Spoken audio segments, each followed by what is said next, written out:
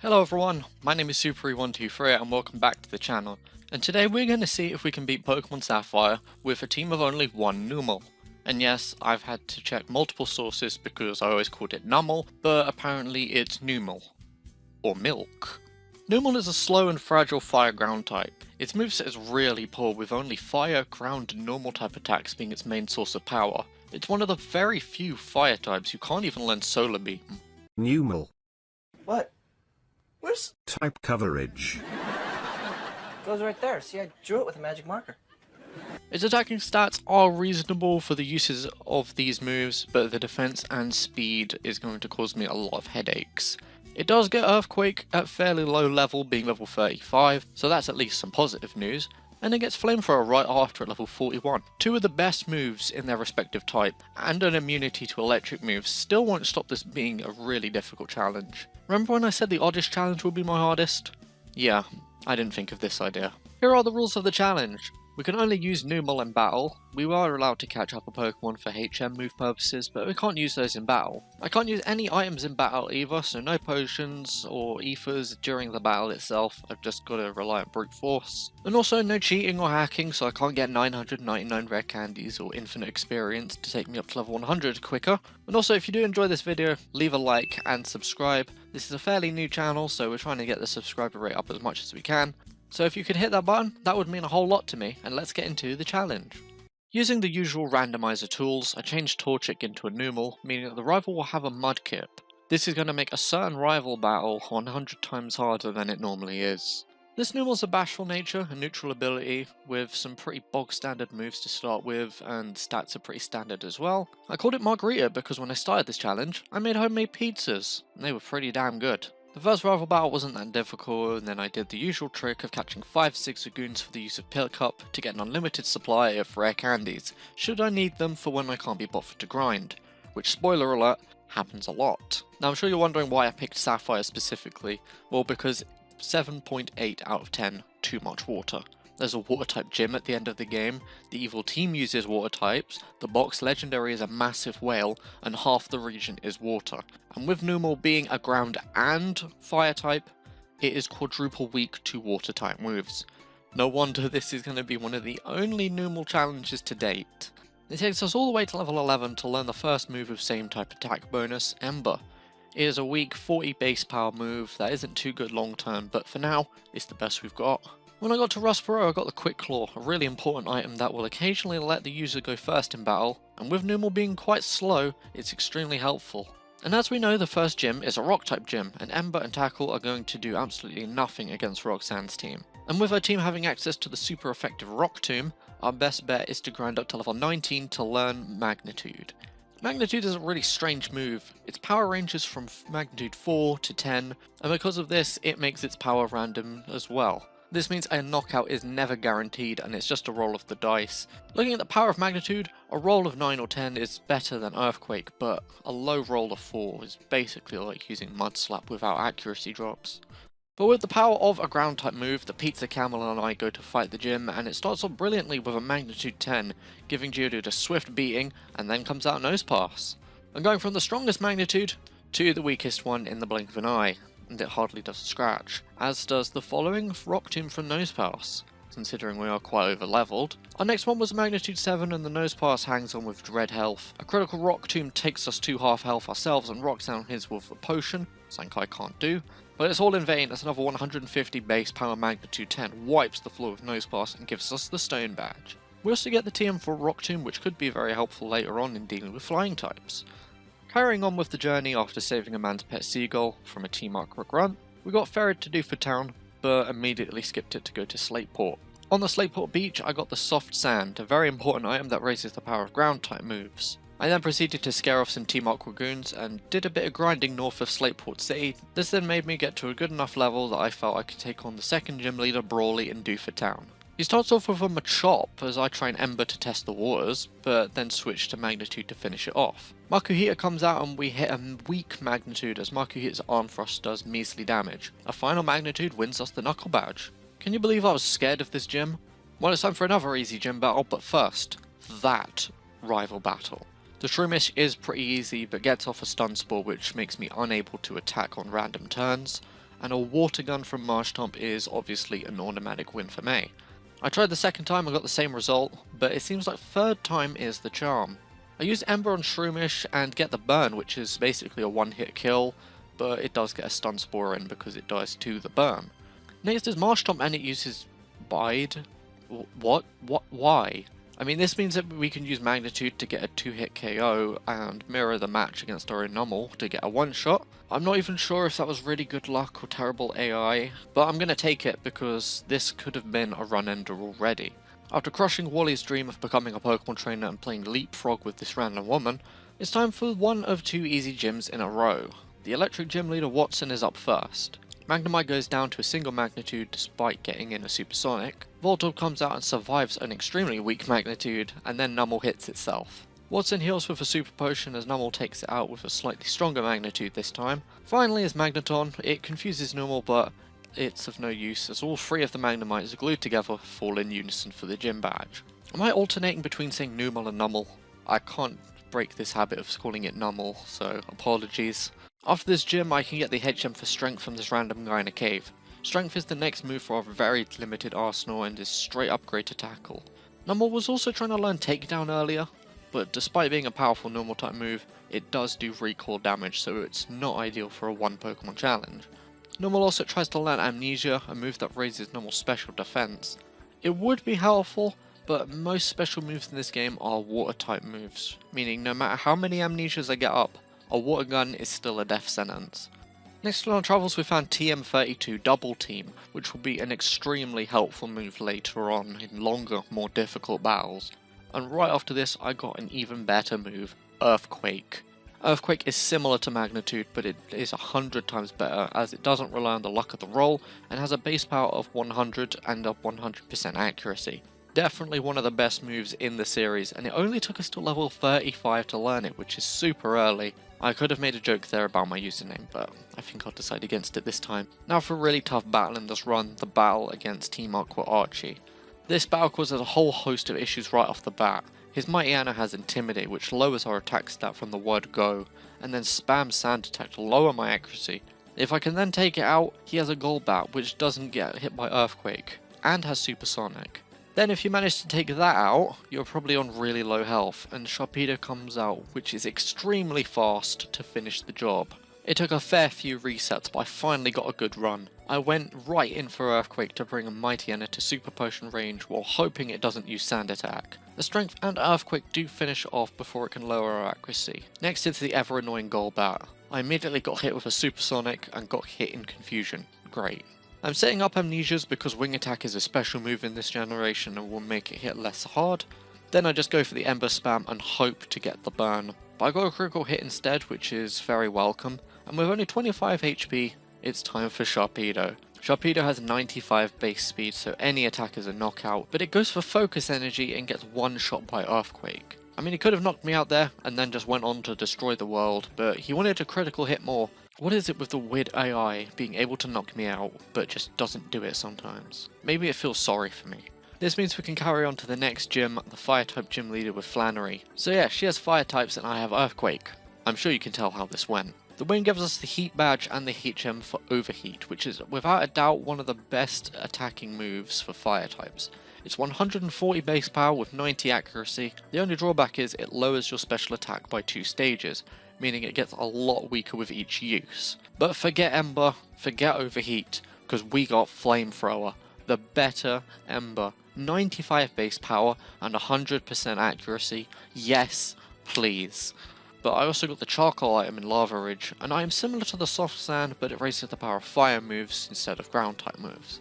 But now for the battle against Norman, and this is going to be tough. He has 2 Slackings that have stats that are better than some legendaries. On multiple tries I can take out the first Slacking without taking damage, but that's because it uses Yawn, meaning the following Vigoroth can get in as many hits as it wants while Numel is asleep. I decided to level up a bit more from level 42 to 45, and after about 4 tries I got the winning run. The first Slacking got a low damage roll on Facade, taking away only about 50 HP as it goes down in 2 hits. Vigoroth gets healed up after being taken down to red health from a single Flamethrower. Switching to Earthquake did just a bit more damage to take Norma's Hyper Potion use in vain with a one-shot. That means we get to the bigger, badder slacking, and it tries for Focus Punch when I'm sure a Facade would have been enough to take Numel out in a single hit. But Focus Punch is a move that only works if the user doesn't get hit during the charge turn. Basically meaning I get in 2 hits with Earthquake, and Numel has basically handed me the victory on a plate. Again, I don't know if it's pity for his only son using just a Numel, or if their AI is brain dead. Either way, I got the balance badge, the HM for Surf, meaning I can now access the 100 water trainers in the game with only a fire and ground type. Yay. As we have finally reached the safety of dry land, Numel tries to learn Double Edge, which is a stronger version of Takedown, meaning there's more recoil damage, so obviously I'm sticking with Strength. On the way to the 6th gym, I beat up on the Team Aqua Grunts and the rival, but I skipped the 4th tree gym just to get some more grinding in and beat the Lily Cove City rival battle. One of the worst in the series, might I add. I've already gone in on this rival battle in my cast form video, let's just go straight to the Fortree City gym. Surprisingly, the battle goes by without any problems. Her team has some really good counters for Numel, but firstly the Swallow, which does get in an aerial ace but falls to a single flamethrower. My main fear of this battle was the Pelipper as it has Water Gun. It's not the strongest of water type moves, but to a Numel, it's basically drowning. I did manage to take it out in 2 strengths, despite the water gun damage taking us down to below half health. Skarmory is a steel type, so flamethrower. That's it. Now for the Altaria, which has Earthquake. I tried a flamethrower and that's pretty much all I could do, but I get the burn damage, and for those who are unaware, if your Pokemon is burnt, its attack stat gets lowered considerably, so Earthquake did even less damage than my flamethrower did to it. And then I kept trying Strength to whittle it down more, and to my surprise I took out the Altaria. I don't even know what I was afraid of, these gyms are easy. After a detour to the Team Aqua hideout, I'm now forced to surf for the rest of my days, fighting swimmers, and Wingulls, and tentacles, and more Wingulls, and more tentacles. But at least after clearing out all those swimmers, I can go to the Moss Deep gym for the 7th gym battle, where I need to catch a Magikarp beforehand, as this is a double battle. Numel is now level 63 as I go into my first attempt, and man, this is going to be rough. I have to battle 2 powerful rock types with no super effective moves of my own. On top of that, they raise their own stats like crazy with Calm Mind and put Numel to sleep, making him unable to attack. Nothing I tried was working, as whenever they would get to low health and within a flamethrower range, they would just be healed up. I tried this again at level 65, and on only my 2nd try at this level, I got the winning run. I had to hope for a boatload of luck during this battle for things to go my way without grinding to absurd levels, but I got it, and this is how it played out. Numel has taken just over half health of damage all battle, but a boosted flamethrower does manage to get the job done and win the Mind Badge in the 2v1 battle. A very lucky battle, might I add, but the raised stats from Amnesia definitely made the difference. And it's great, I don't have to grind anymore for the gym, and it can just continue. Diving down to fight Team Aqua boss Archie was a cakewalk. Fairly simple battle with nothing to say. His dumbass uses the red orb to try and awaken the blue sea monster. How did this man become the head of this organization? Had to go to Sutopolis and go to the Cave of Origin, now ready to fight a Kyogre to save the world. And of course this battle is terrifying as it sets up the rain from turn 1 and has Hydro Pump, the strongest water type move. Can Numel do this though? Can Numel save the world? Of course it can. Hydro Pump misses, and despite setting up a Calm Mind, Kyogre goes down in 2 Earthquakes, and I save the day yet again in Hoenn. But now I have to fight an entire gym full of water types. Before the battle I got rid of Amnesia and replaced it with Double Team. No matter how many special defense boosts I get, any water attack is going to do considerable damage on Numel. I know a lot of people in the challenge run scene hate using Double Team unless it's absolutely necessary, but come on, I'm using a Numel against a water type gym. The first run of what I assumed would be many didn't go to plan. I set up 3 double teams, but Love Disc got in 2 water pulses, which almost took out Numel. Yep, a Love Disc almost took out my Numel. But 1 Earthquake took it out though, and next was Celio, who was a one-shot with Earthquake. Whiscash was the battle ender though. It survived on minimal health pixels and took out Numel's remaining health with an Earthquake. Not the best of runs, but very promising signs. So you're probably wondering, how many tries did this take? Well, here's the 2nd run, and the final one. 3 double teams were set up, but because of confusion making Numel hit itself, I'm down to 26 HP for 4 other Pokemon.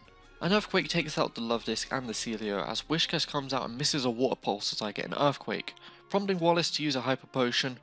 Flamethrower and Earthquake finish the job, and next out is Seeking for the duration of one Earthquake. Finally, it's his Ace Milotic.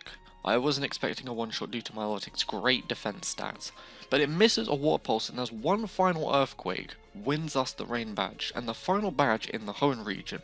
No matter what I did in that battle, it would have been too cheap to win. It was a choice between grinding up to ridiculous levels or double team. And it's been too long since my last upload, so let's just go with double team.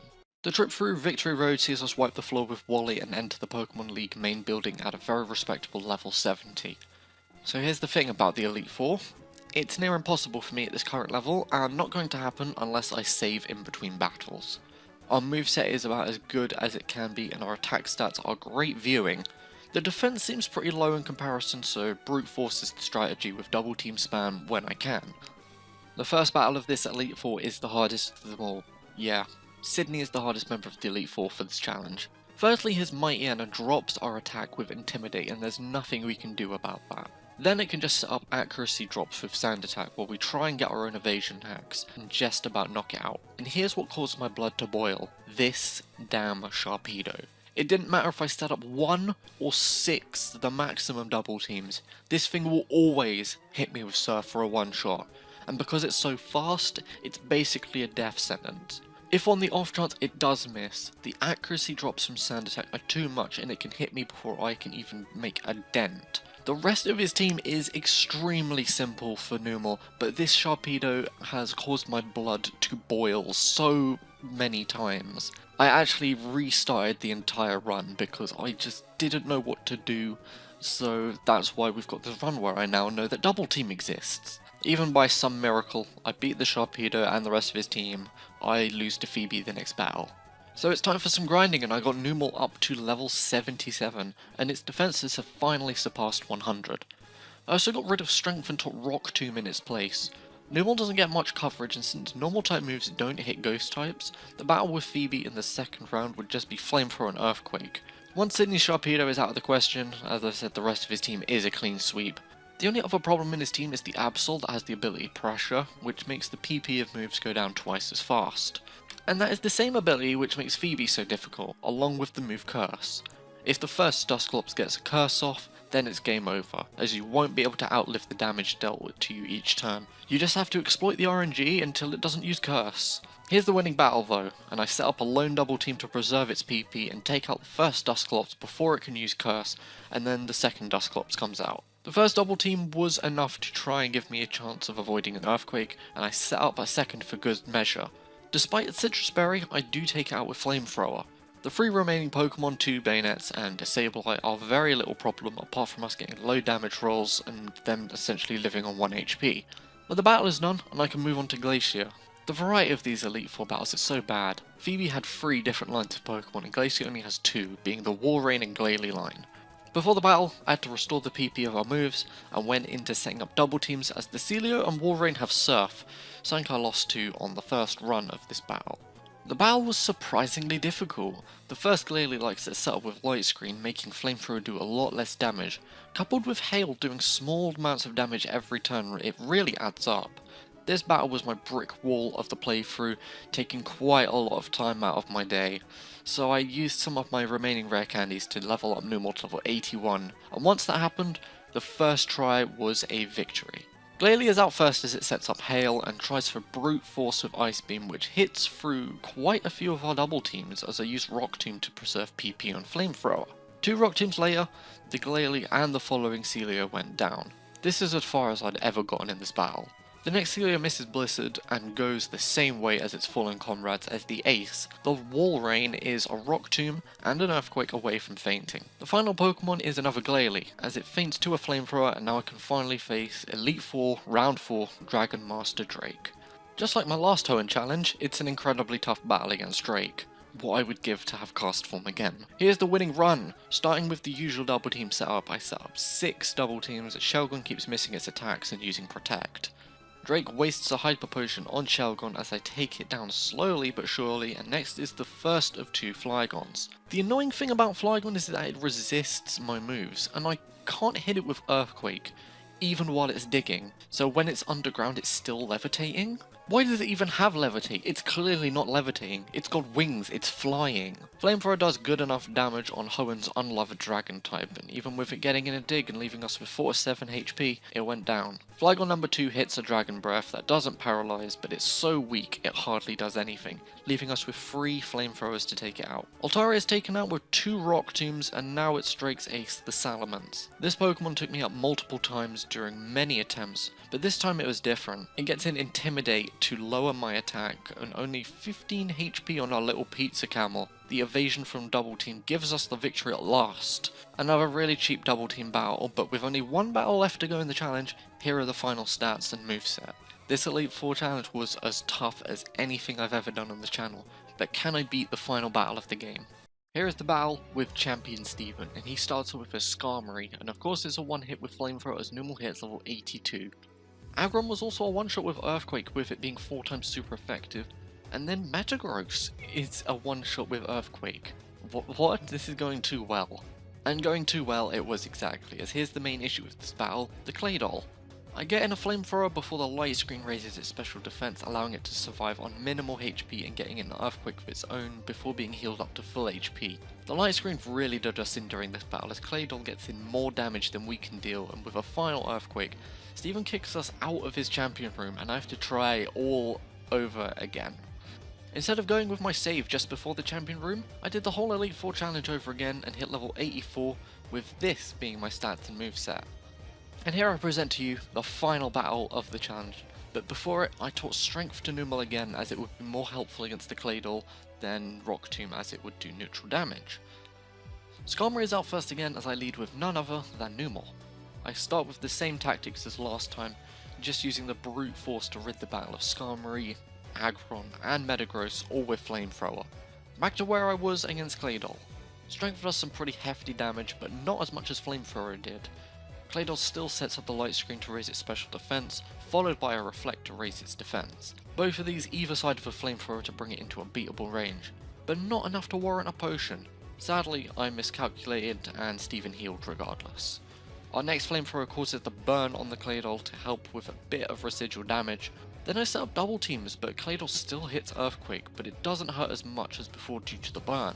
I keep setting up double teams until light screen wears off, so now Flamethrower will do as much as it can and knocks out the Claydol at last. Cradily is out now and Reflect now wears off as well. I then hit 2 neutral damage Flamethrowers, as it does very little damage with Giga Drain, and we've reached the final Pokemon in Steven's team, Armaldo. One of the Flamethrowers takes it down to red health as it misses a Water Pulse. Steven heals up Armaldo with a full restore as a last roll of the dice. I Flamethrower again and Steven heals again, you cheap son of a... Earthquake hits and Steven wastes his final full restore. Now that I can get in 2 more Earthquakes, that is finally the battle, as me and Numel have become champions of the Hoenn region, and oh my god, this was more awful than I thought. Honestly, thank everything in the world that that run is finally over. This has to be one of the hardest runs to do in any Pokemon game without grinding to the max level. Yeah, some of the gyms were extremely easy, but the hard battles took me ages to even get a decent run on, and even then, I wasn't even winning the battles. I know there are people like JRose11 who are doing runs to try and find the Pokemon that are most difficult to solo run with, and I really want to see their take on Numel only run in Sapphire. All the water types, the lack of coverage, the lack of speed, or a good typing all add up to making this a truly testing run, and if you want to suffer like I have, then give it a go, but it's not for the faint of heart. I'm now going to spam people on Twitter to do this run, so they have to suffer like I have, and I also want to see how they would go about doing this run. Would they grind up to the max level? Would they use double team spam like I have? Could they beat the Elite Four at a lower level than I did? But if you did enjoy this video, then do give it a like and comment on what challenge you would like me to try next. My next video is a viewer suggested one, and it is a truly excellent one indeed. See if you can guess what it is. My name has been Super123, and I'll see you all in the next video.